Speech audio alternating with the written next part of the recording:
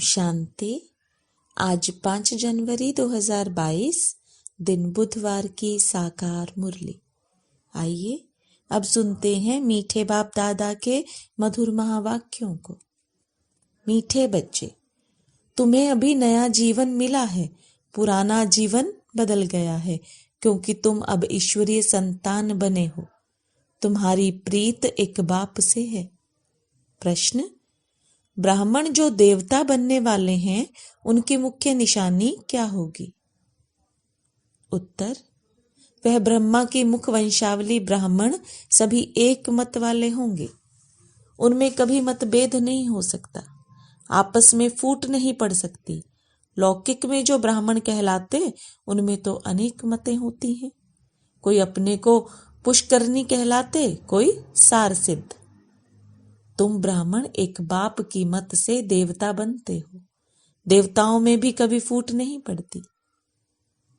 गीत, जिस दिन से मिले हम तुम। ओम शांति।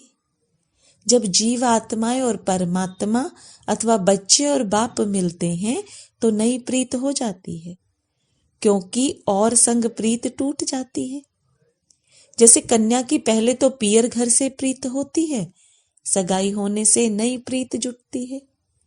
उनके लिए सारा ससुर घर नया होता है। नई दुनिया की नई प्रीत जुटती है तो सारे नए परिवार से प्रीत जुट जाती है। अब गायन भी है। आत्माएं परमात्मा अलग रहे बहुकाल।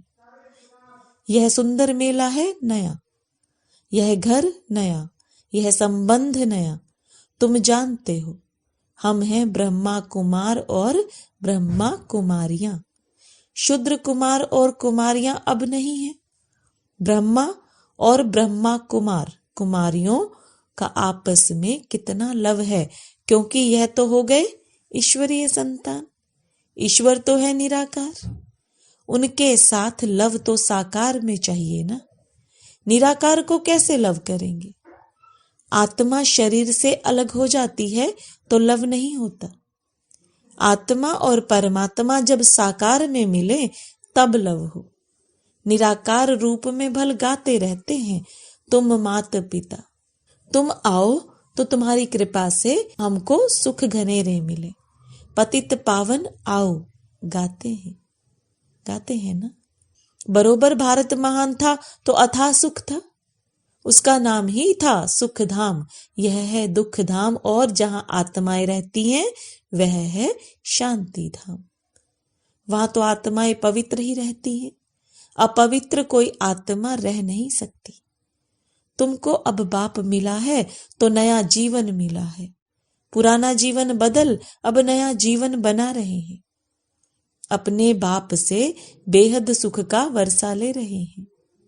सुख घनेरे भारत में ही होते हैं स्वर्ग में, और शांति घनेरी होती है निर्वाण धाम में, जहां तुम्हारा और हमारा घर है। तो समझाना चाहिए हम आत्माएं शांति धाम की रहने वाली हैं। बाप भी वहां का रहने वाला है। वह हमारे मुआफिक जन्म मरण के चक्र में नहीं आते हैं। है वह भी आत्मा, परंतु परम आत्मा है, परम धाम में रहने वाले हैं।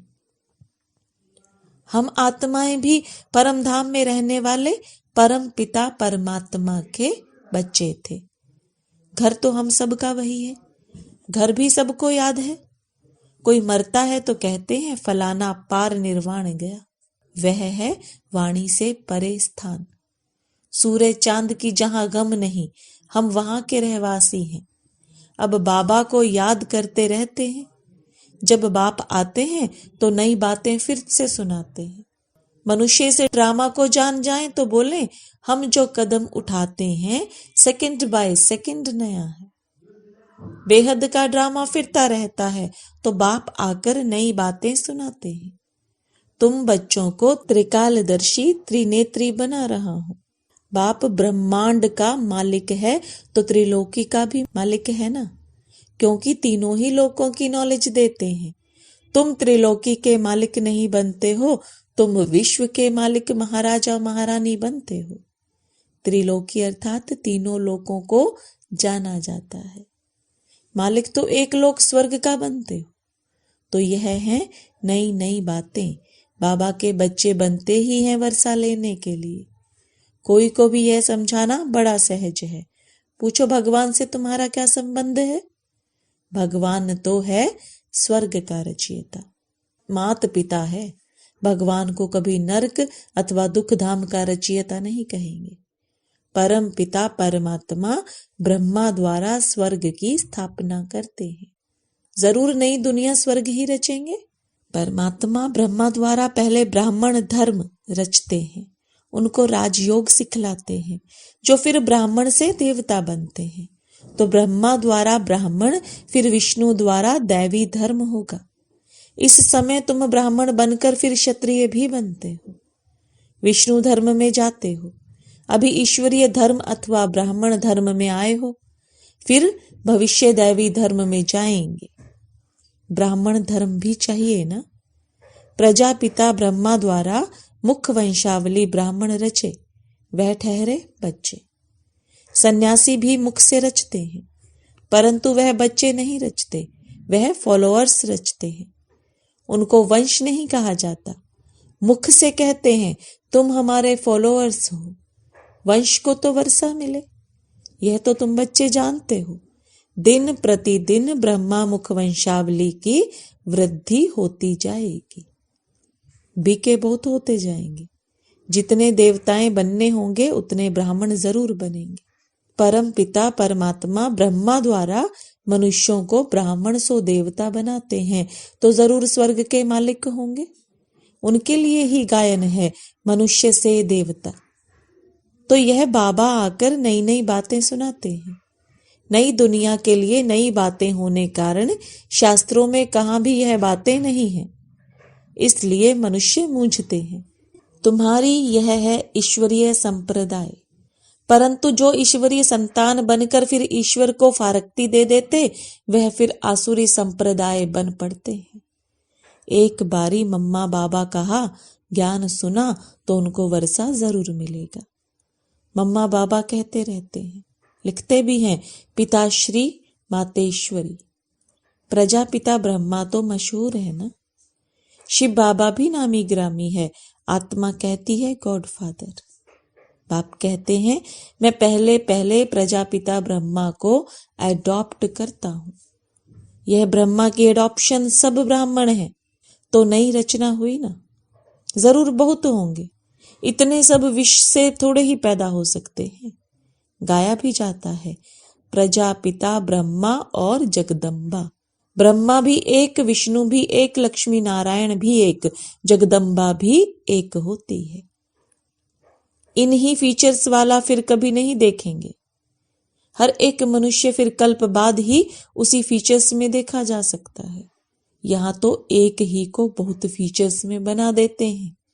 यहाँ बहुतों के नाम राधे कृष्ण हैं, परंतु समझते थोड़े ही हैं।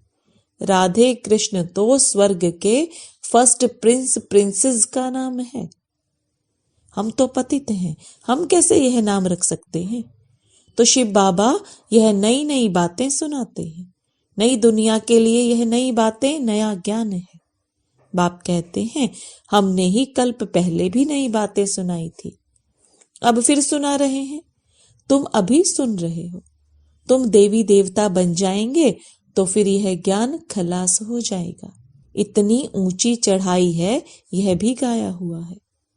आश्चर्यवत अपने बाप के बनंती सुनंती औरों को सुनावंती, फिर भी अहो माया भागंती हो जाते हैं। फिर किसको यह कह भी नहीं सकते कि बीके के पास चलो। यह भी ड्रामा में नूंद है। Nothing new. बहुत आते और जाते रहेंगे। भट्टी में बैठे हुए भी माया से हार कर भागंती हो गए। स्वर्ग में तो आएंगे, जैसा पुरुषार्थ किया है वैसा पद पाएंगे। अपने लिए व अपने संबंधी आदि के लिए कोई पूछे तो बता सकते हैं। खुद भी समझ सकते हैं कि इस हालत में क्या पद होगा। बाप बैठ समझाते हैं। दिल्ली में यह सब धर्मों की कॉन्फ्रेंस होती है। अब कॉन्फ्रेंस करते हैं कि सृष्टि पर शांति कैसे स्थापन हो या आपस में मिलकर एक कैसे हो जाए। एक तो हो ना सके। रिलीजियस हेड की कॉन्फ्रेंस है, परंतु उनको तो पता नहीं है कि धर्म नंबरवार कैसे हैं। पहला नंबर धर्म कौन सा है? रिलीजियस हेड्स माना जिसने धर्म स्थापन किया वह हेड्स आए। जैसे चीफ मिनिस्टर्स की कॉन्फ्रेंस होती है तो उसमें कलेक्टर व जज आदि नहीं आ सकते। गवर्नर्स की आपस में कॉन्फ्रेंस होती है तो गवर्नर्स ही आएंगे। हाँ करके गवर्नर और प्राइवेट पोट्री आदि को साथ में ले आए। विचार करना चाहिए कि यह सब धर्म नंबरवार कैसे स्थापन होते हैं। सबसे बड़ा धर्म कौन सा है? आदि सनातन तो देवी देवता धर्म ही था। उस धर्म का हेड कहा। वह धर्म किसने स्थापन किया? कृष्ण तो अभी है नहीं तो फिर कृष्ण को मानने वाले चाहिए। वह है वल्लभाचारी। तो जरूर हमारा देवी देवता धर्म था। वह फिर हिंदू धर्म कह देते हैं, परंतु हिंदू धर्म तो है नहीं। देवता धर्म का भी अभी कोई है नहीं। तो धर्मों के हेड्स आने चाहिए, साथ में भल पोट्री आदि को भी ले आए। मुख्य धर्म तो है ही 4, उनके हेड्स चाहिए। देवी देवता का हेड कौन? गाते तो हैं goddess of knowledge Saraswati Prajapita Brahma. तो जरूर यही बड़े होंगे। फिर भी समझेंगे ब्रह्मा से ब्राह्मण धर्म हुआ, परंतु यह नहीं जानते कि यह ब्राह्मणों को कैसे पढ़ाकर देवता बनाते हैं। वह ब्राह्मण लोग भी कहते हैं हम ब्रह्मा की संतान हैं, परंतु कैसे पैदा हुए यह नहीं जानते। फिर ब्राह्मणों में भी कोई पुष्करनी और कोई सार सिद्ध, कोई कैसे हैं। यहाँ तो ब्रह्मा के बच्चे ब्राह्मण ही ब्राह्मण हैं और कोई फूट इनमें पड़ती नहीं है। दूसरे ब्राह्मणों में फूट पड़ती है, इनमें नहीं। न कभी देवताओं में फूट पड़ती है। सूर्यवंशी सब सूर्यवंशी, मतभेद की बात नहीं। फूट में कितना नुकसान हो जाता है। तो बाप से तुम यह नई नई बातें सुनते हो ना। कोई गीत नहीं गाते हैं, नॉलेज देते हैं नए प्रकार की। सारे सृष्टि चक्र की नॉलेज देते हैं जो धारण करनी है।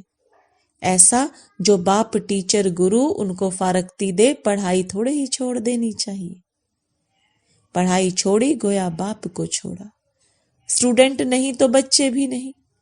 बाप को छोड़ा गोया वर्षे को गवाया। पतित पावन एक ही बाप है। बाप कहते हैं अब कयामत का समय है, सबको वापस जाना है। हिसाब किताब चुकतू कर। सोना आग में डालते हैं तो प्योर हो जाता है। अब आग तो सारी दुनिया को लगनी है, परंतु इस आग में पावन नहीं हो सकेंगे। इसमें योग बल की बात है, या तो फिर सजाएं खाकर शरीर छोड़ेंगे। हिसाब किताब चुकतू होगा। पाप का हिसाब किताब चुकतू कर फिर पावन होकर वापस जाना है। वापस जाने का भी समय यह है। महाभारत की लड़ाई भी है, होली भी मनाते हैं। रावण राज्य खत्म हो जाना है, फिर राम राज्य में तो बहुत थोड़े होते हैं। अभी रावण राज्य में तो बहुत हैं। यह सब आत्माएं कहाँ जाएंगी? जरूर लिबरेटर भी चाहिए।